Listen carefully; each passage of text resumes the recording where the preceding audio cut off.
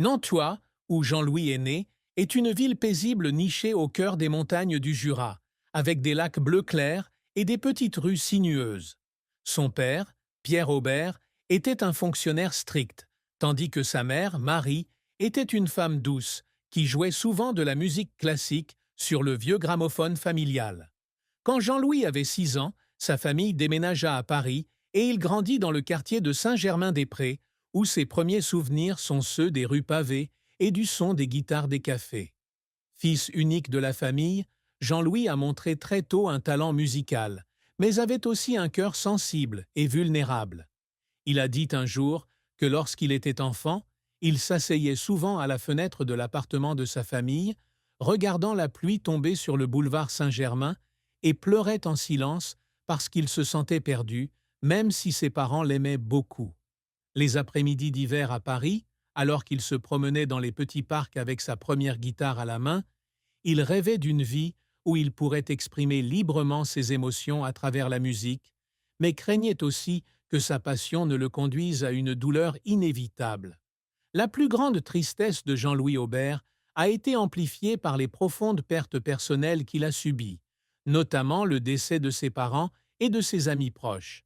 Son père décède en 1985 d'une maladie cardiaque, laissant en lui un vide incompressible, car Pierre n'était pas seulement une figure paternelle, mais aussi quelqu'un qui l'a toujours encouragé à poursuivre la musique, même s'il voulait initialement que son fils choisisse une voie plus stable. Lorsque sa mère, Marie, est décédée d'un cancer en 1998, la douleur est devenue encore plus intense. Il a raconté un jour qu'après les funérailles de sa mère, il s'était assis dans la vieille maison familiale à Paris, regardant les souvenirs, le fauteuil de son père, les disques de sa mère, et avait sangloté parce qu'il avait l'impression d'avoir perdu le dernier refuge de son enfance. Cette tristesse n'est pas seulement la séparation, mais aussi la douleur d'un homme qui se rend compte qu'il n'a plus personne sur qui compter comme au début de sa vie. Un autre aspect de la plus grande tristesse de sa vie fut la perte de relations personnelles et la dissolution du groupe Téléphone qui avait façonné sa carrière. Téléphone, fondé en 1976 avec Louis Bertignac, Richard Kolinka et Corinne Marieno, faisait partie intégrante de sa vie, mais le groupe se dissout en 1986 suite à des conflits internes et des divergences de direction musicale. Cette rupture n'était pas seulement un échec professionnel, mais aussi une perte personnelle, car ses camarades de groupe étaient comme une seconde famille pour lui. Il a dit un jour qu'il y avait eu des nuits après la séparation de Téléphone où il était assis dans son appartement à Paris, écoutant les vieux disques du groupe et pleurant parce qu'il avait l'impression d'avoir perdu une partie importante de lui-même, à cause de la douleur de quelqu'un qui croyait autrefois que l'amitié et la musique pouvaient durer éternellement. La plus grande tristesse de Jean-Louis Aubert ne fut donc pas un événement particulier, mais une combinaison de nombreuses pertes. La perte de ses parents dans des circonstances tragiques, la perte de Téléphone après ses années glorieuses, et la perte de la tranquillité d'esprit due à des blessures indicibles. Il a dit un jour que chaque chanson qu'il écrivait, chaque note qu'il jouait, était sa façon d'affronter ses douleurs, de les transformer en force pour continuer. Ce sont ses chagrins qui l'ont tempéré, le transformant en un artiste capable de toucher le cœur des autres. Un homme qui avait toujours une apparence forte, mais qui au fond de lui était un cœur plein d'émotions et de sensibilité. La carrière de Jean-Louis Aubert a été un long voyage rempli de sommets brillants et de vallées sombres, où il a versé sa sueur, ses larmes et son cœur pour réaliser ce qu'il a aujourd'hui. Né à Nantua mais élevé à Paris, Jean-Louis n'a pas eu des débuts prometteurs dans la musique. Il étudie au lycée Pasteur de Neuilly-sur-Seine, où il rencontre Louis Bertignac, qui deviendra plus tard un ami proche et un collègue chez Téléphone. Son talent s'est révélé très tôt lorsqu'il a commencé à jouer de la guitare et à composer à l'adolescence. Mais le véritable tournant s'est produit en 1976 lorsqu'il a formé Téléphone avec Bertignac, Kolinka et Marieno. Le premier grand succès du groupe fut la chanson Hygiaphone, 1977, un tube qui les catapulta au rang de stars du rock français, marquant le début d'une carrière tumultueuse. Leur premier album Téléphone, 1977, s'est rapidement vendu à plus de 300 000 exemplaires, les établissant comme le groupe de rock leader des années 70 et 80.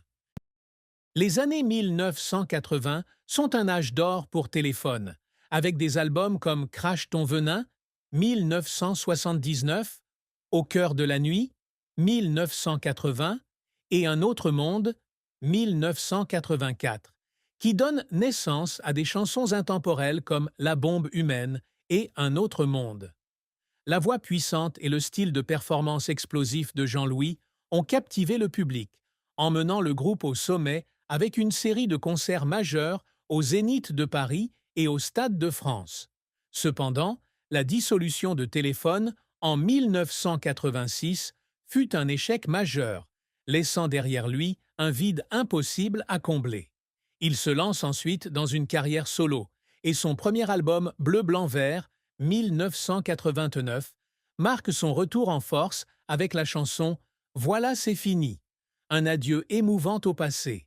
Il continue de connaître le succès dans les années 1000, 990 et 1000, avec des albums tels que H, 1992, Stockholm, 1997, et Comme un accord, 1201, établissant son talent individuel au-delà de l'ombre de Téléphone. La carrière solo de Jean-Louis culmine avec les albums Idéal Standard, 2005, et Rock Éclair, 2011, où il collabore avec des artistes comme Barbara, qui apportent une nouvelle profondeur à sa musique. Les grands concerts de l'Olympia en 1993, 2007 et 2015 affichent complet, et il reçoit de nombreuses récompenses, dont la victoire de la musique du meilleur interprète masculin en 1993 et 2012.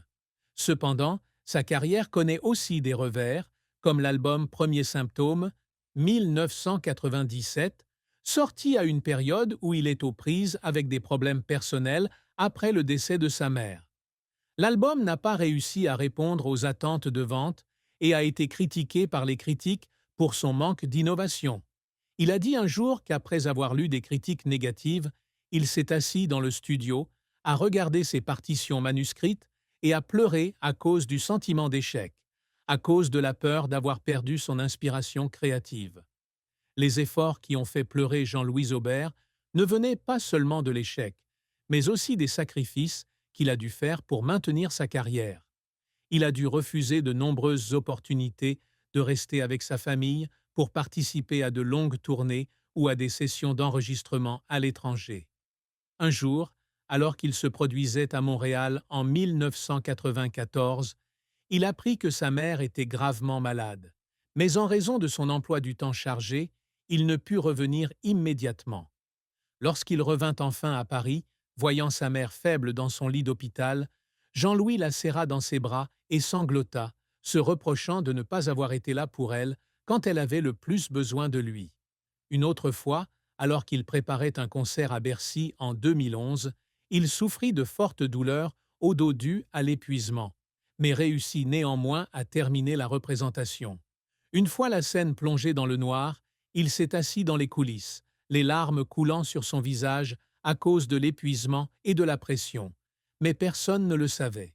Pourtant, Jean-Louis Aubert n'a jamais baissé les bras.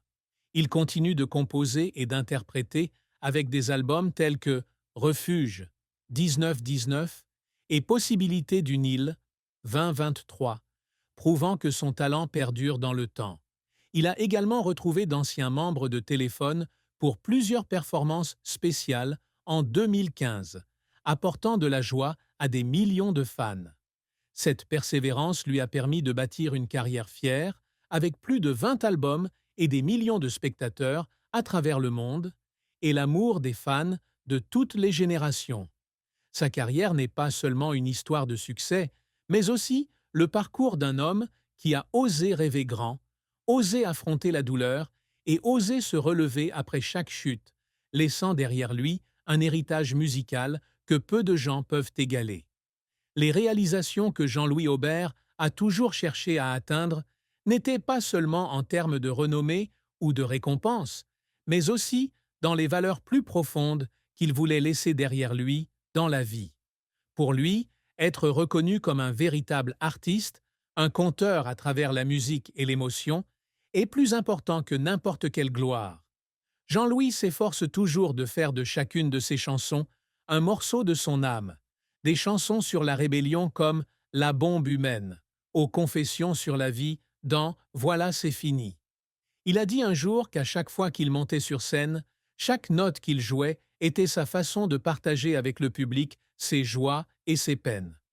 L'un des plus grands objectifs de Jean-Louis est de laisser un héritage musical intemporel où les générations futures pourront trouver de l'empathie à travers ses chansons. Lorsqu'il a commencé sa carrière avec Téléphone, il était souvent comparé à des groupes anglo-américains comme The Rolling Stones ou The Clash, mais il était déterminé à créer un style rock français distinct, combinant une énergie explosive avec des sensibilités de chansons. L'album Un autre monde est la preuve la plus claire de cet effort. Pau.